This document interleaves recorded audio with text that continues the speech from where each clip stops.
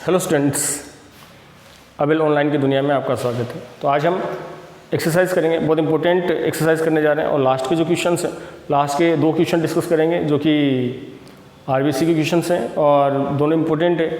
दोनों important questions हैं, इसलिए वीडियो को अंत तक देखें और चैनल को लाइक और सब्सक्राइब जरूर कर दें, ठीक है ना। बेल बटन को प्रेस कर दें ताकि आप और अच्छे वीडियो पा सकें। तो स्टडी विद अबेल स्टार्ट करते हैं। चलो, तो अगला क्वेश्चन क्या है, ये क्वेश्चन नंबर 12। क्वेश्चन नंबर 12 क्या है कि सिद्ध कीजिए, सिद्ध क्या करना है, A square B C A C plus C square A square plus A B square C square A C ए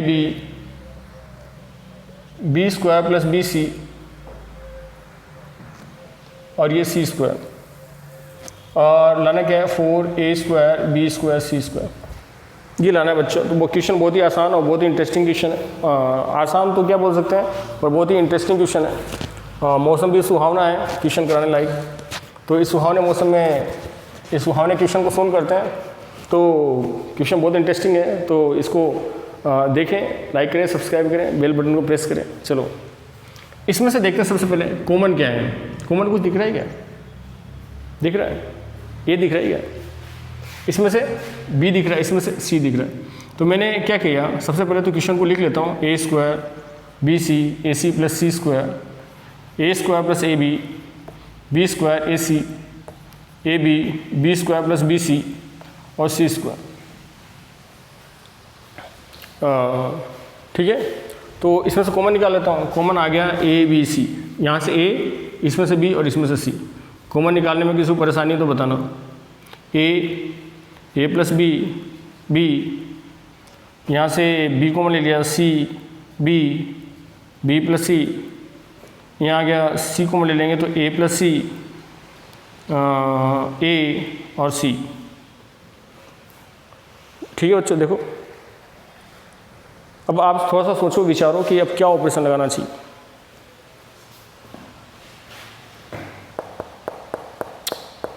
मैं ये सोच रहा हूँ कि यहाँ ए और बी आ गया, यहाँ भी ए प्लस बी और सी है तो यहाँ भी बी प्लस सी। तो क्यों ना हम तीनों को जोड़ देते हैं, फिर देखेंगे आगे क्या होगा, है ना। आगे की बात आगे देखेंगे। तो फिलहाल मैं क्या करने जा रहा हूँ कि R1 tense to R1 plus R2 plus R3 को ऐड कर देता हूँ। तो मैंने बाहर ले लिया ए बी सी, ये हो गया 2a plus B 2b plus सी और 2a प्लस सी, और ये हो गया a plus B A B plus C ऐसे कुछ। क्यों करा मैंने ऐसा? मैंने इसलिए किया था कि 2 को तो निकाल लूँ, जो मिल रहा है उसे तो ले लूँ। तो ये 2 मिल रहा है उसे ले लिया।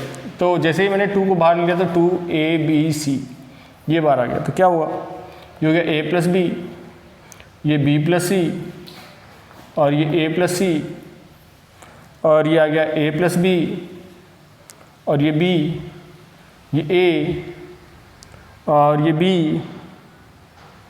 b प्लस सी और ये c। ठीक है, जो 2 कॉमन निकालना था उसके चक्कर में जोड़ दिया और कुछ नहीं किया। चलो, अब मैंने ये देखा कि देखो अब ये कुछ कॉमन सा दिख रहा है, इनको कुछ माइनस करते हैं तो कुछ हो जाएगा। R1 में से R1 माइनस R2 लगा दिया, तो R1 में से R2 घटा दिया। और एक काम करो, ये मत करो, अपन करते हैं R2 tense to R2 minus R1 कर दो, R2 में से R1 घटा दो तो 1 0 मिल जाएगा। और मैं ये सोच रहा हूँ कि भाई R2 में से करेंगे, इसमें से इसको घटाएंगे 0 मिलेगा। तो मैं ये सोच रहा हूँ कि इसमें से भी इसको घटा दूँ, इसलिए लिखा है ना, इसको चेंज कर दिया। तो फिर मैंने लिखा R3 tense to R3 minus R1 ताकि और भी कुछ हो सके। तो मैंने लिखा 2a b c, और जैसे इसमें से इसको घटाओगे R2 में से R1, ध्यान रखना इसमें से इसको घटाना है तो 0। पर ध्यान रखना ये फर्स्ट पोजीशन तो ऐसे कैसे ही रहेगा, फर्स्ट पोजीशन सेम है ना। चेंज किससे करने जा रहे हैं, R2 पे, तो R2 ही चेंज होगा। तो इसमें से इसको घटाएंगे तो 0, इसमें से देखो b प्लस सी में से इसको माइनस करोगे तो b से b कैंसिल होगी, माइनस का c बचेगा। और इसमें से ए से ए कैंसिल और माइनस का सी बचेगा। इसमें से इसको घटाओगे तो बी से बी कैंसिल और ये माइनस का ए, और इसमें से इसको घटाओगे तो ये 0, और इसमें से इसको घटाओगे तो माइनस का ए। ठीक है बच्चों, चलो अब आपको लग रहा होगा कि कुछ कॉमन निकाल लेना चाहिए। देखो इसमें से माइनस कॉमन आ रहा है, इसमें से माइनस बाहर निकाल लेते हैं, तो माइनस माइनस वापस निकालेंगे तो प्लस हो गए, प्लस हो गए, इसका मतलब सब कुछ ऐड हो जाएगा। या फिर एक काम और कर सकते हो,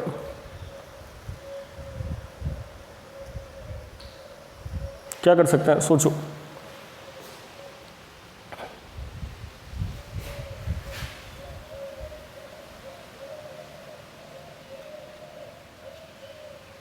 चलो देखते हैं फिर आगे।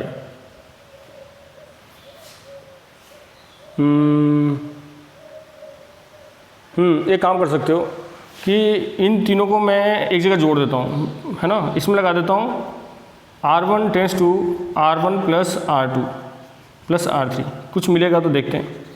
2ABC, इनको जोड़ेंगे तो A से A कट जाएगा, B बचेगा। यहाँ पे C से C कट जाएगा, B बचेगा। और यहाँ A और C दोनों जुड़ जाएंगे और ये से घट जाएंगे, यानी कुल मिलाकर के 0 हो जाएगा। चलो ये भी बढ़िया हुआ, 0 minus C minus C minus A 0 minus A। देखो ध्यान से, इसमें से माइनस A कॉमन आ रहा है, इसमें से माइनस C कॉमन आ रहा है, इसमें से B कॉमन आ रहा है। तो ये क्या हुआ, ये तो कुछ ऐसा हो गया 2ABC, इसमें से B कॉमन आया तो B स्क्वायर कर देता हूँ, इसमें से C कॉमन आया तो C स्क्वायर कर देता हूँ, और इसमें से A आया तो A स्क्वायर कर देता हूँ, और माइनस को इसमें से निकालूंगा, माइनस को इसमें से निकालूंगा तो प्लस हो गया। तो बचा क्या फिर, बचा आपके पास 1 1 0 0 1 1 0 1 1 1 0 1, यही बचा बच्चों। ठीक है ना। अब खोल देते हैं, अब कहाँ इसको वापस ऑपरेशन लगाने बैठेंगे। तो 2A square B square C square, 2 0 किसी लाइन में नहीं नजर आ रहा, कोई बात नहीं। 1 को लिखा और इसको इसमें से घटाएंगे तो 1 माइनस 0, फिर -1 लिखा और इसके सापेक्ष खोलोगे तो इसको और इसको छोड़ दोगे तो 0 -1, इसके सापेक्ष खोलोगे तो 0, तो 2A square B square C square और ये 1 + 1, तो कितना आ गया बच्चों 4A square B square C square. देखो था ना क्वेश्चन इंटरेस्टिंग है। तो ये आ गया आपके पास 4A square B square C square.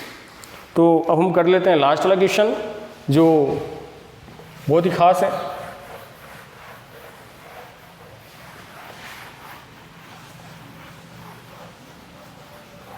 तो अगला क्वेश्चन जो है वो कैसा है, अगला क्वेश्चन कई बार आया हुआ है और इतनी बार आया हुआ है बोर्ड में कि क्या बताऊँ हम आपको। और ख़ास क्या है, थोड़ा सा ट्विस्ट है कहानी के अंदर, मतलब इतनी आसानी से इसमें आर्टिकल्स हैं और बहुत इंपॉर्टेंट आर्टिकल्स हैं जिसमें लग रहे हैं, तो बहुत इंपॉर्टेंट है, ये करना बहुत जरूरी है।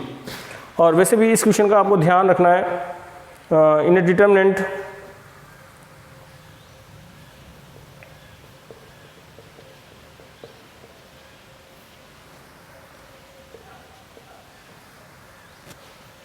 एक सारणी दे रखी A1 B1 C1 A2 B2 C2 A3 B3 C3 तथा A1 B1 C1 ... इत्यादि A1 B1 C1 अवयवों के सह क्रमशः सखंडज हैं। तो सिद्ध कीजिए,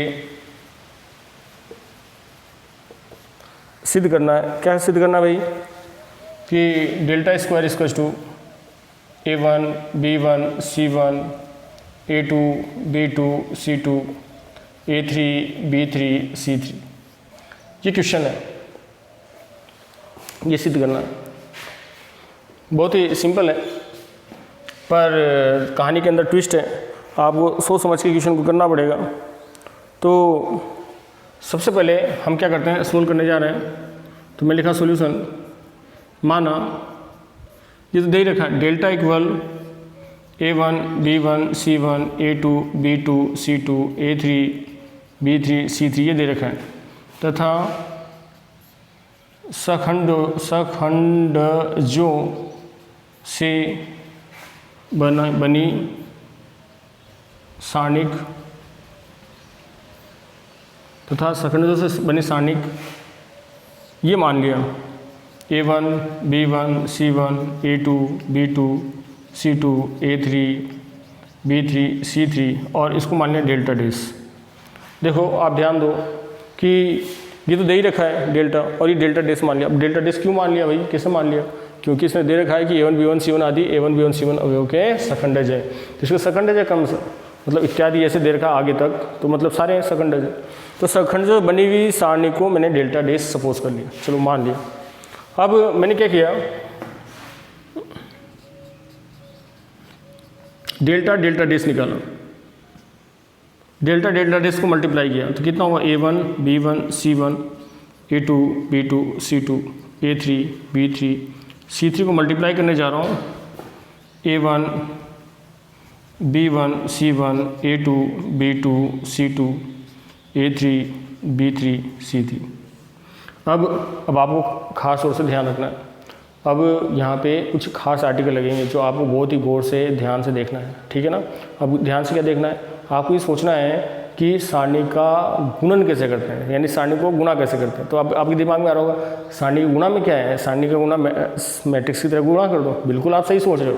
तो सारणी को क्या कर सकते हैं, मैट्रिक्स की तरह गुणा कर सकते हैं, ठीक है ना।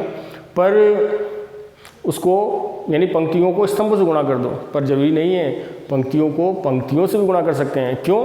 क्योंकि पंक्तियों को सभी पंक्तियों को स्तंभों में और सभी स्तंभों को पंक्तियों में बदल दें तो सारणी के मान में कोई परिवर्तन नहीं आता है। इसका मतलब ये हुआ कि यदि इन सबको गुणा कर दिया जाए, पंक्ति से पंक्ति तो गुणा कर सकते हैं, ध्यान रखना, पंक्ति से पंक्ति भी गुणा कर सकते हैं, पंक्ति से स्तंभ भी गुणा कर सकते हैं सारणी में। तो मैंने लिखा गुणा करा, तो A1 को A1 से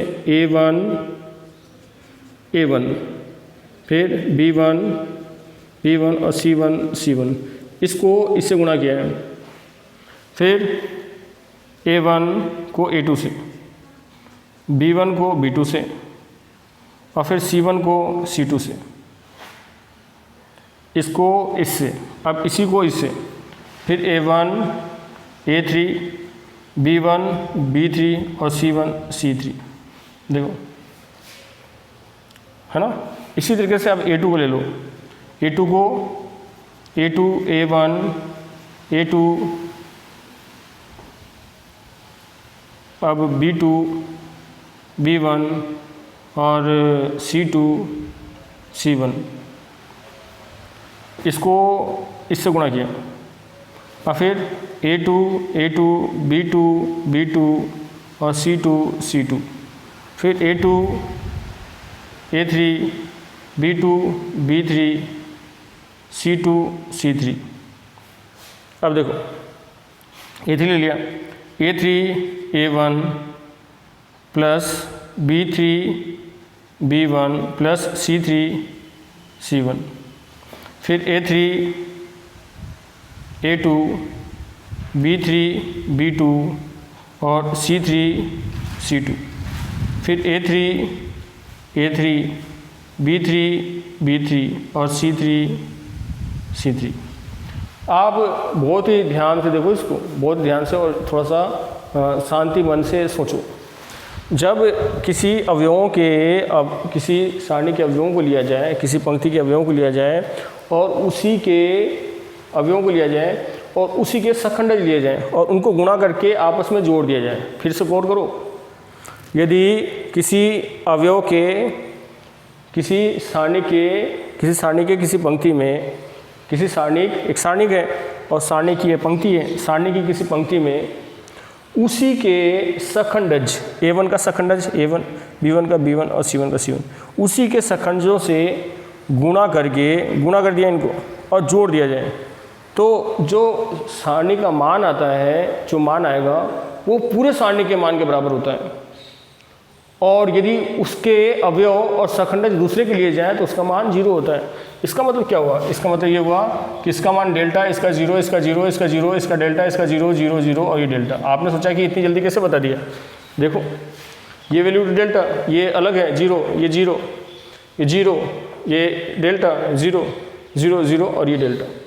तो अब देखो क्या आ गया, जैसे आप कॉमन लोगे तो क्या आएगा इसमें, डेल्टा इसमें से कॉमन, डेल्टा इसमें से और डेल्टा इसमें से, तो डेल्टा डैश तो चल रहा था और ये कितना आ गया डेल्टा क्यूब, और साथ में जैसे कॉमन लोगे तो 1 0 0 0 1 0 0 0 1, तो ये डेल्टा डैश इक्वल कितना आ गया डेल्टा क्यूब, तो डेल्टा से डेल्टा कैंसिल, तो डेल्टा डैश बराबर कितना आ गया डेल्टा स्क्वायर। देखो ध्यान से, इसका मतलब डेल्टा स्क्वायर बराबर कितना आ गया डेल्टा डैश, और डेल्टा डैश की वैल्यू कितनी है A1 B1 C1 A2 B2 C2 A3 B3 और C3। तो बच्चों इससे ये हैंस प्रूव हो गया, सिद्ध हो गया। तो ये देखा आपने कितना इंटरेस्टिंग क्वेश्चन था। तो मिलते हैं नेक्स्ट वीडियो में। वीडियो आपने सब्सक्राइब नहीं करा तो लाइक और सब्सक्राइब कर दें, बेल बटन को दबा दें। ओके, आज के लिए इतना ही, मिलते हैं नेक्स्ट वीडियो में। Till date bye bye, take care.